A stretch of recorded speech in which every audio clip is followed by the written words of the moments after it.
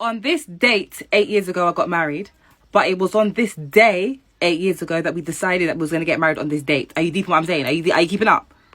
I wasn't meant to get married in July. I was meant to get married in August. The date was set. Everyone was calm with the date. We was like patterning everything. We was planning everything. We was deciding on the venue.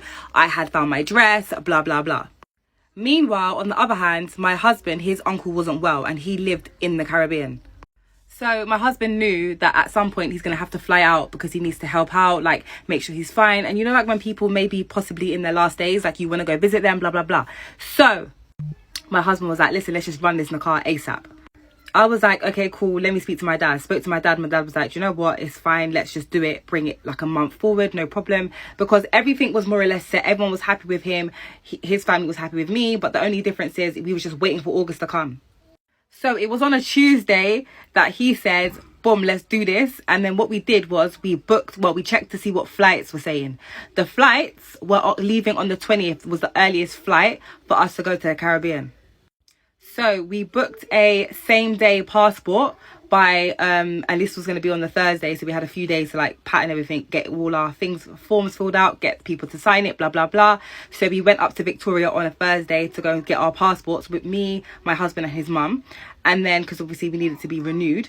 And then we had the nikah 2 days later on the Saturday, and then we flew out to the Caribbean on the Sunday. So on Saturday, the 19th of July, 2014, I got married to my now husband. We've been together for 8 years. I've been putting up with him for 8 years. He's been putting up with me the 8 year. I know how we survive.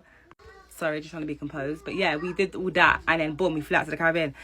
Guys, let me tell you, we was talking about it a few days ago, how we was gonna divorce on the same week, bruv.